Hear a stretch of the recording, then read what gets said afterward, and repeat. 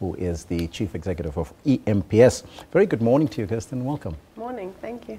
Now, in a statement that you've released, you said that despite many media exposés, degree mills are continuing to ply their trade. Why is that the case? Well, I think the problem with degree mills is they're not local operations. They very elusive operations that are set up in remote locations around the world. The ones we know of are in places like Cyprus and the Seychelles. It's very, very difficult to pinpoint where they operate from and how they operate. In addition to that, they have actually set up such advanced processes these days that it's so difficult to identify these documents that are produced by these degree mills, because not only do they produce the certificates, they've also created processes of verifying their own certificates. They've also set up processes of creating accreditation institutions to accredit their own certificates. Sounds very intriguing. Explain the concept of a degree mill for us. A degree mill is a company that sets up an online website where applicants or individuals go online and purchase their degrees online for a fee, probably around about 2,500 Rand. You can buy your master's or your degree online. My goodness gracious. Now, it's reported that school leaving certificates are the most fake certificates. That comes in at 41%, followed by degrees and diplomas, according to your research. Why are the matric certificates so easily faked? Well, I think the matric certificates are the biggest problem, because to get into the job market, the minimum requirement for the majority of jobs is to have a matric.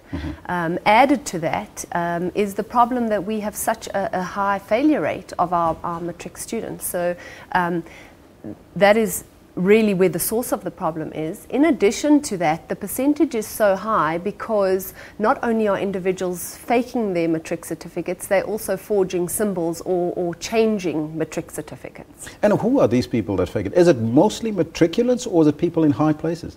Generally, job applicants trying to get into the job market are faking matric certificates. We've seen a number of exposés of people that were doctors that were not doctors at all.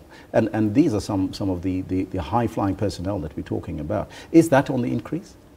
Well, I think it's on the increase at all levels. I don't think it's limited to high-level positions. I think from the lowest level job applicants right up to high-level positions, we're seeing fraud, and it's certainly not decreasing. Does it mean, though, that some folk in our society they like these quality education, but they are not really ready to work for them? Well, I don't know if it's limited to that level. I think the problem is there's inherently we have a problem with unemployment. We have a problem with individuals just basically battling to access the job market. And then at the higher levels, there's competition for jobs to get higher level positions. Now, what can companies do in order to curb this type of thing? Well, I think rigorous background screening is so important. So we can put the onus on the job applicant to be honest, or as companies and government departments, we can take responsibility for the individuals that we're hiring and do the full background screening, ensure that certificates are valid and issued by institutions. But if you look at it, and some of the people that perpetrated these fake certificates, there must be some sort of measure that companies can actually check, and a system that they can go through in order to verify these degrees. There is a process, so it's not always as simple as one means. Each institution has its own processes. EMPS as a business, it does background screening, so companies submit an applicant's qualifications to us, and then we go to the different institutions and do the process of verification with them. How long does such a process take? It depends on the issuing institution, if they assist us. So different institutions around the country have different service level agreements, but you're looking at between 2 and 10 working days to verify a qualification. Now, Deputy President Cyril Ramaphosa told Parliament recently that people who misrepresent their academic qualifications to get the job in the public and the private sector should be named and shamed and should even be jailed.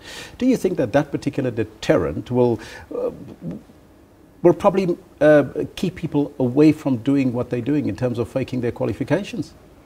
It's a very interesting question. So right now there's two schools of thought. I've seen, recently I read an article by a local municipality, and they're calling for amnesty. So they're saying, let's let all these government individuals come forward, say that they have faked a qualification, and let's give amnesty across the board. And then on the other hand, as per that article, they're saying let's name and shame. So there's two really extreme schools of thought right now.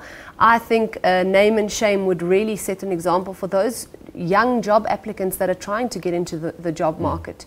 That currently there's very little punishment for this kind of fraud. Now, the recent instances of prominent South Africans having lied about their qualifications, how did that impact on the country's image outside of our borders? I'm not too sure how we look to other countries, but I'm quite sure that people looking for jobs outside of South Africa or looking to either get employment or study outside of South Africa, I would imagine that countries are performing a lot of rigorous background checks on applicants. Now, can we solve the problem of fake qualifications, or is that a bit far off? I think there's two things that we can look at. The first thing is going back to the fact that individuals need to be punished. So right now they're getting away with it. So if we do start to take more serious action, we have noticed this is starting to happen. Eskom, for example, have laid charges. They've threatened to deduct pay going back. So we're starting to see companies are starting to take a harder stance on fraudulent qualifications. And then on the other hand, companies need to just do the background checks to ensure that they cover themselves. Now, companies that would like to utilize your service, because it is an increase and there is a problem, how do they get hold of you, and how much do they pay you for providing that service? The service is on a per check basis, and it's nominal. It ranges from 45 to 100 Rand a check, and it's via our website, www.emps.co.za. As simple as that. As easy. Kirsten, thank you so much for coming through. Much. Now, that was Kirsten Halcrow, the Chief Executive Officer of Employers Mutual Protection Services, or EMPS. You can visit their website, emps.co.za. Let's now take a break, and we'll be right back with Kendall Mokamate and your sports news.